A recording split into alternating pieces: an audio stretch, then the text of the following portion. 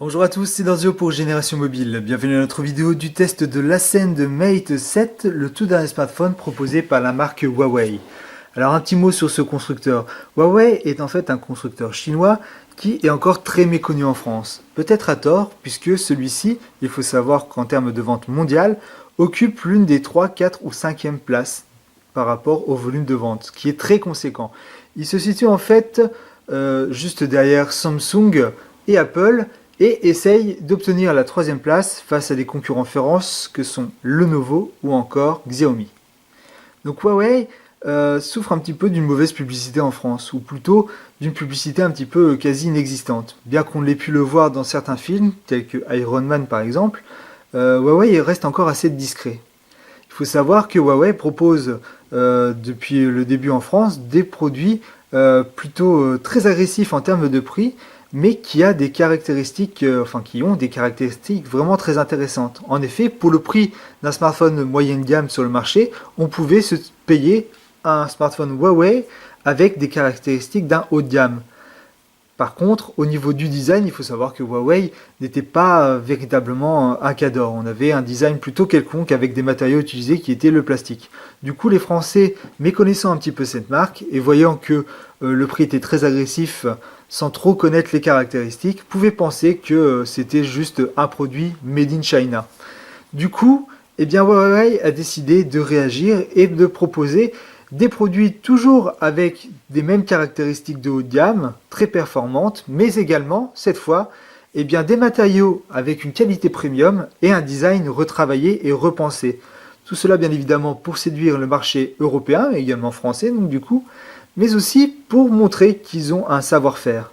Ce savoir-faire n'y est pas pour rien, puisque Huawei fait des smartphones depuis déjà pas mal d'années. Et on a pu voir déjà cette concrétisation avec un Ascend P6 qui était vraiment séduisant, un Ascend P7 qui confirmait le savoir-faire du géant chinois. Et il faut savoir qu'aujourd'hui, avec ce Ascend Mate 7, nous avons ici la nouvelle référence en termes d'image que veut proposer Huawei. Et vous allez voir que c'est véritablement étonnant, puisque vous avez toujours ce même prix agressif, et pourtant vous avez ici un haut de gamme.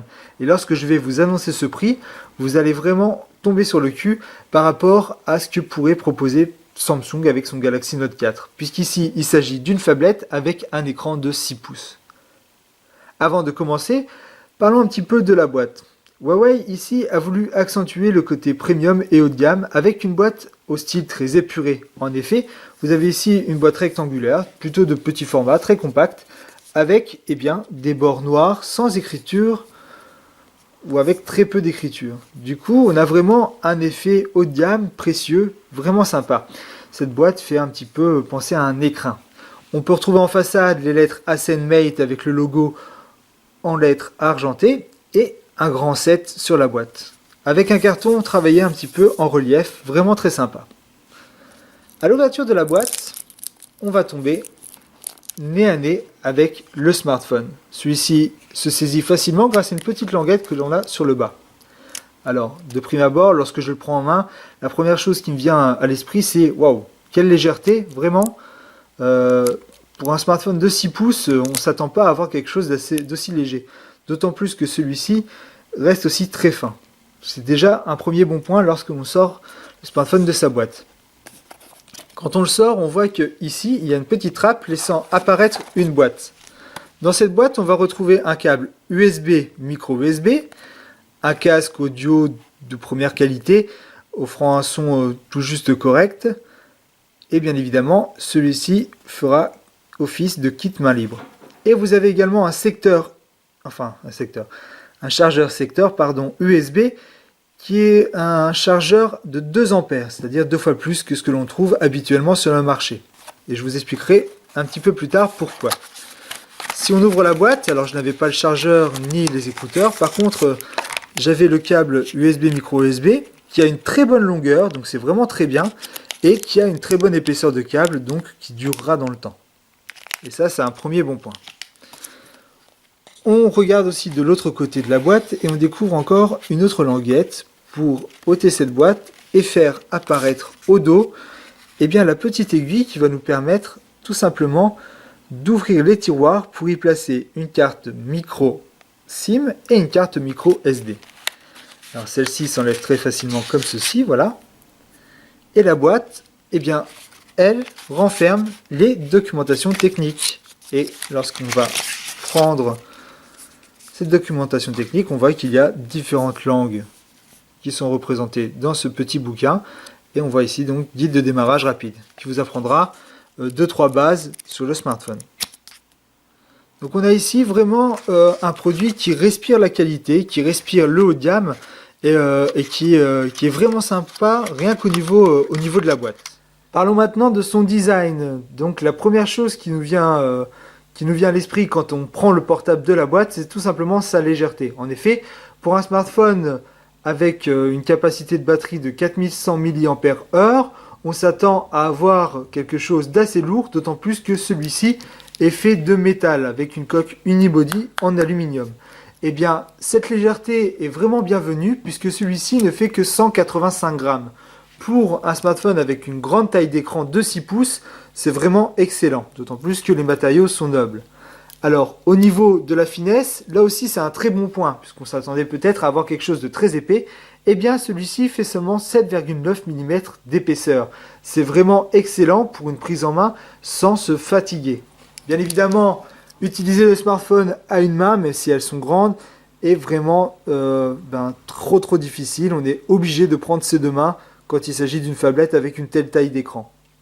Par contre, un autre petit détail qui risque d'être gênant, c'est que si vous l'utilisez à une main, faites attention puisque le métal utilisé ici est vraiment doux au toucher, est vraiment sympa, très résistant, mais par contre va peut-être glisser un petit peu.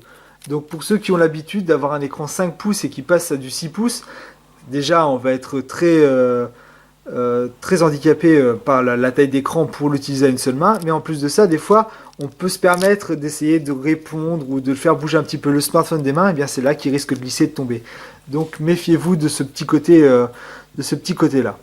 Au niveau du dos, donc on a une protection à la sortie de la boîte qui nous permet d'avoir quelques indications. Ici, on peut voir que le smartphone est d'ores et déjà équipé de la puce NFC. C'est une puce sans contact qui va vous permettre soit de payer des choses, mais également de partager du contenu très facilement ou de se connecter à un appareil connecté via NFC.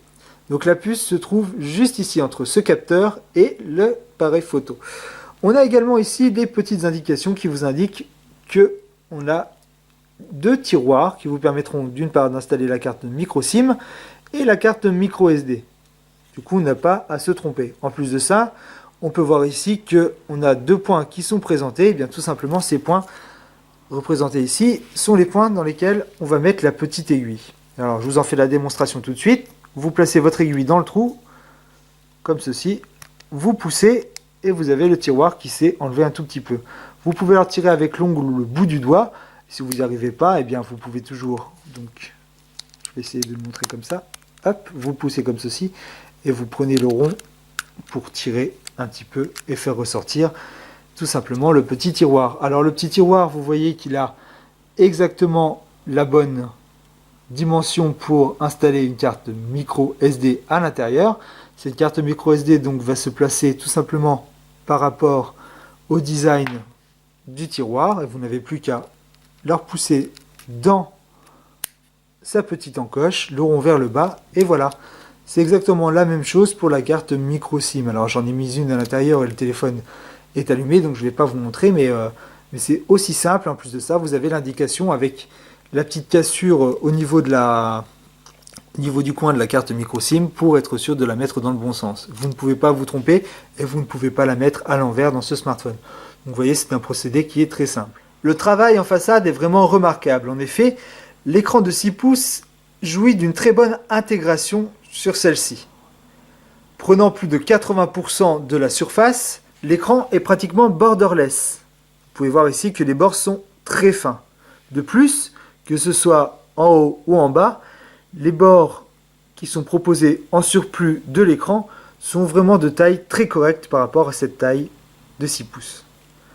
La bande du haut va permettre d'apprécier l'écouteur pour la téléphonie, accompagné d'un appareil photo de 5 mégapixels et d'un capteur de proximité. On peut même voir ici la découpe parfaite du film de protection. Le tout est accompagné d'une LED multicolore. Celle-ci va s'allumer en vert pour des notifications classiques, type email, SMS, MMS, en bleu lorsqu'il s'agira de notifications Facebook, rouge quand il n'y aura plus beaucoup de batterie, orange quand celle-ci est moyenne et en recharge, et verte, bien évidemment, quand celle-ci est rechargée à fond. Ensuite, eh bien, vous la voir clignotante ou fixe, suivant l'utilisation. Et la bande du bas est tout aussi mince et présente simplement les lettres Huawei. Il aurait pu encore avoir de la place de gagner avec cette bande qui est inutile puisqu'elle ne propose aucun bouton tactile. Au niveau du design, on retrouve sur l'arête de droite le bouton Power qui est légèrement décentré vers le haut, accompagné du bouton Volume. Alors ces boutons sont également faits en acier et proposent une bonne résistance. Du coup, on ne va pas avoir peur de les solliciter. Petite astuce à savoir, lorsque l'on va utiliser le bouton volume quand le smartphone est éteint, si on fait 2 appuis courts sur le volume bas, ça va lancer l'appareil photo qui va prendre directement une photo. Et en plus, on voit la rapidité à laquelle il a pris la photo. Là, c'était 0,7 secondes. Et là, c'était 0,9 secondes. Vous voyez, donc c'est très rapide. Le pire que j'ai fait, c'était 1,2 secondes, je crois. Mais il y avait d'autres tâches qui tournaient en fond. Donc c'est vraiment sympa d'avoir ce petit procédé pour prendre une photo. Je vous le remontrerai tout à l'heure quand je parlerai de l'application photo. Au niveau de l'arête du bas, on a ici le port micro USB permettant de connecter le smartphone à son chargeur ou alors à un PC ou un Mac par exemple. Sur l'arête du haut, on va trouver une entrée de jack, et j'aimerais bien en parler tout de suite d'ailleurs de l'entrée de jack.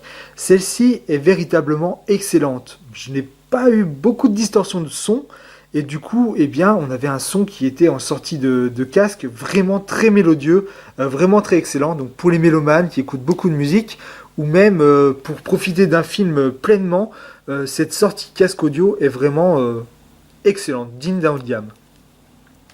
Au dos maintenant, on va trouver donc ce dos qui est donc fait en une coque unibody, donc du coup on ne pourra pas enlever la batterie n'est pas amovible, et présentant donc un alliage d'aluminium vraiment très sympa, sur toute la surface du dos. Ça c'est vraiment excellent. On va trouver en bas un haut-parleur. Alors, ceux qui connaissent déjà mes vidéos le savent, je trouve que le haut-parleur placé ici, c'est vraiment très mauvais. En effet, on va souvent le cacher avec son doigt, ou alors si on va le poser sur une surface type par exemple un canapé, ou encore un lit, tout ce qui est surface un petit peu molle, même un livre par exemple, eh bien le son va être atténué, va être malheureusement un petit peu étouffé.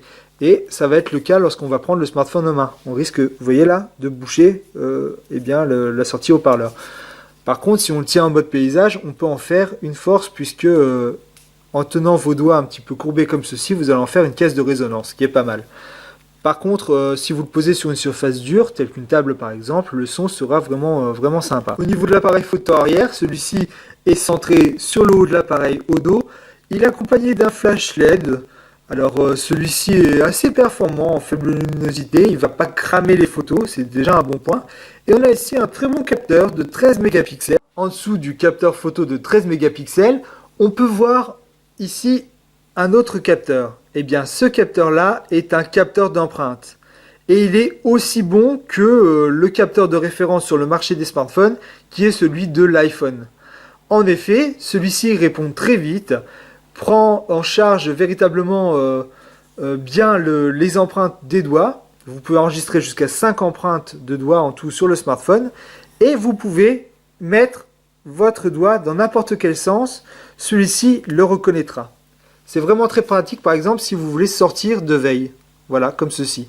En plus de ça, il est placé de telle manière à ce que l'on puisse le choper directement à une main, que l'on ait des grandes mains ou des petites mains. Du coup, c'est vraiment très facile à utiliser.